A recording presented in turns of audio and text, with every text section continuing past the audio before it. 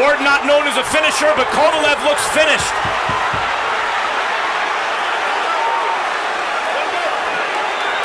Crowd rocking and rolling. Ward, like the smart finisher that he is, trying to go to the body, and Tony Weeks is going to stop the fight. Stopping the fight in the 8th round as a sustained body attack from Andre Ward continued. Kovalev never went to the canvas. Kovalev. Let's talk about it. Let's talk about the what's it called? The elephant in the room. Is do you believe that Kovalev's balls were severely punched, or that he didn't take the fight seriously? He didn't train hard enough as far as cardiovascular and conditioning, and basically his vodka belly got punched. He had that major distraction in camp with John David Jackson.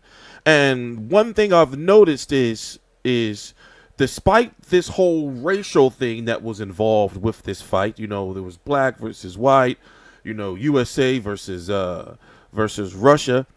You have to give respect where respect is due. Kovalev is a very good boxer. The first fight he shown that, didn't he? Despite who you think won or who you think lost that fight, people didn't think Kovalev, especially Andre Ward supporters, didn't think Kovalev was going to be outboxing Andre Ward.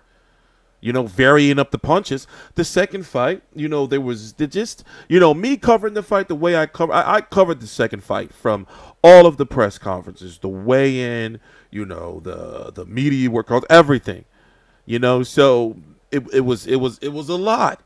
And you could just tell that Kovalev wasn't focused. Now, what I do like is now, even looking at his last performance in the ring, despite what you may think of Vojislav Shabransky, he looked very good. He looked lighter in the ring, even the build-up during the fight. He was a much nicer, individual. I had a chance to interview him and talk to him twice. Once here in Philly. Yes, he was here in Philly for the Hopkins versus Kovalev first press conference. And then in New York for this fight. Not this fight, this fight, the first press conference in New York for this. So, it was two different personalities. And it wasn't just with me, it was with other media as well. He just seemed like he just was, irritable and everything. And normally during fight week, fighters are irritable because, they hungry as shit. They trying to make weight and everything.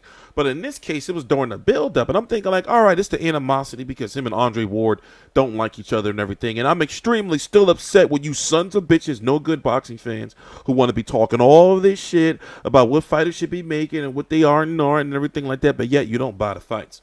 Nobody's talking about how much of a big fight Ward versus Kovalev was as far as the storyline and the animosity and the build-up for that fight. So we're just going to stop for that. On that, he's fighting a guy by the name of seriously though, do you are you one of them people that think that the punches were low? We did go back and we did watch replays over and over and over and over and over again on Fight Night. And if you don't know, Andre Ward has since retired. So now he hasn't been going not even a year, and all his titles are now, filled. He vacated his titles. You have Donna Stevenson, of course. He never had the belt, but he's the WBC 175-pound champion. You have Artur Beterbiev, who is the IBF. You have Dmitry Bivol, who is the WBA, who's fighting Sullivan Barrera. Sullivan Barrera turned down the fight.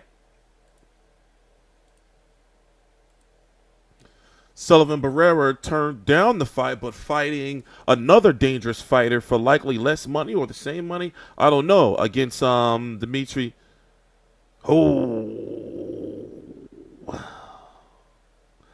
Dmitry Bivol. The fight is taking place on March the 3rd, on the same day as Wilder versus Ortiz. Ortiz is supposed to be happening.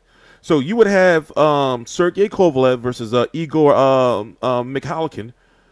And Sullivan Barrera, or Dmitry Bivol versus Sullivan Barrera, March the 3rd, and also over in Madison Square Garden, and over on Showtime on in the Barclays Center, you would have Deontay Wilder versus Luis Ortiz. It's a shame that we'll never see a Ward versus Kovalev 3. It just was, he stuck those by. Look, Kovalev's face is all red. He felt those.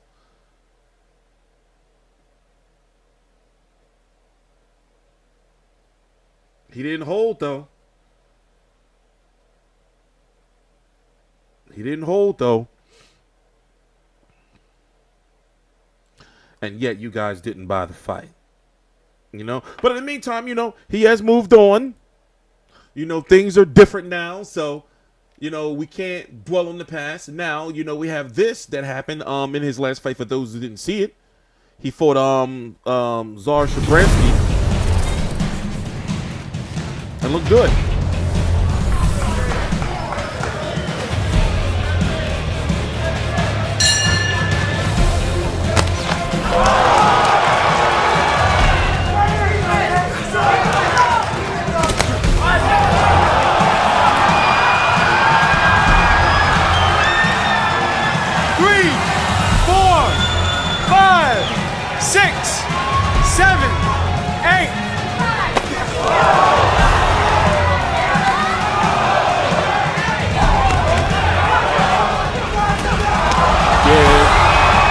Looking at the highlights make it worse, but it was bad that night. It was bad. Here's the guy he's fighting. His name is Igor Mikhalkin. He only has 9 KOs, 21-1. And basically, these are his last 2 wins. He's a very well-known South African. He's South African, right? Yeah. Very known light heavyweight. Just never really got to that next level as far as championship. But for the most part, there's really nothing there that you may know of. And when you go to watch some fights on him, for example, you're able to watch this one on YouTube and like scattered bits and pieces, you know, of all these fights, as you can see for him twice, and of all these fights. So there's not really much there to look at as far as resume-wise on Mikhalkin, you know, but to put it this way, his best chance if he's going to beat Kovalev is the box. And also, as you can see, he's never been knocked out before. Obviously, another question, a major question is his chin going to hold up? So this is one of those fights where Kovalev shouldn't have been fighting him. He should have been fighting Sullivan Barrera. They likely thought that the Sullivan Barrera fight was going to happen. And he said, well, shit, you know, he don't want the fight. He's going to fight Bivol, so let's call up Mikhalkin. Here is the rankings for the 175-pound division. Just to let you know, I explained it in every single video, is that when you're a champion, you have to fight somebody in the top 15. As you can see, Adonis Stevenson has the WBC title. I still want to see Kovalev Stevenson. And I want to see Kovalev Stevenson more than I want to see, you know, Stevenson Badu Jack. Is that a crime? Now, Badu Jack and Stevenson is supposed to be happening sometime in the next couple of months. You got Dmitry Bivol, who's taking on Sullivan Barrera. You now got Artur Beterbiev, you know, who's going to be fighting God knows who. This guy, Grosdick, and I forgot who else was ordered to fight, you know, to be the next WBC mandatory. And then, of course, you have Kovalev right here, who's the WBO champion, taking on, where's he ranked? Where's he ranked? Are my rankings up to date? Let me go check because I don't see Igor ranked here. My bad, ladies and gentlemen. I see him ranked here by the WBA. Where else is he ranked? Where else is he ranked? Where else is he ranked? He's ranked number 5 by the WBC. Let's go do a little bit of investigating. Let's go do a little bit of investigating real quick. I want to see something. Maybe my rankings are not up to date. Let's see. WBO. What is it? 2017. December. You can't do January. I know people are going to say, well, why won't you do January? January. It's hard to explain. I don't feel like explaining it. Let's see. Maybe my rankings are messed up.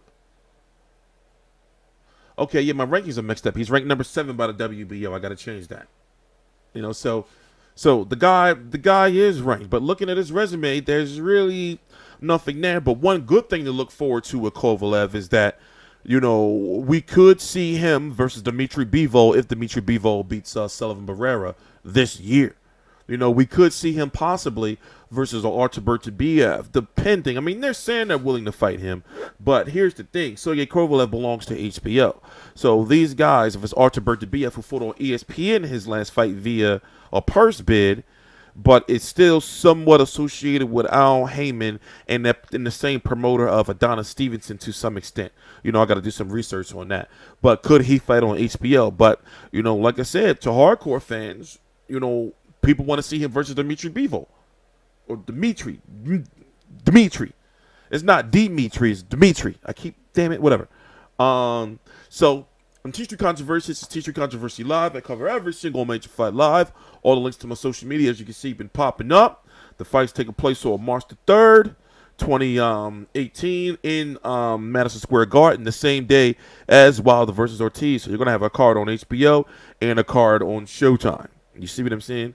So we still got some more research to do on Igor Mikhalkin. Like basically yesterday, I watched pretty much almost all of the available footage on the web on him in regards to fights. You see what I'm saying? So I was sitting here playing like 2K on one screen and then watching the fight and doing other shit on another screen. You know, just playing continuously. And basically, he's a boxer, puncher, mover.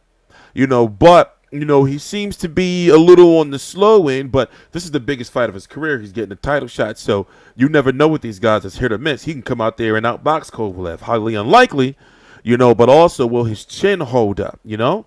Because he's never been knocked down before. I mean, I've been looking. I'm trying to find out if he's ever been knocked down before, but he's never been knocked out before. I'm TstreeT Controversy. This is TstreeT Controversy Live. I cover every single major fight live. Please subscribe.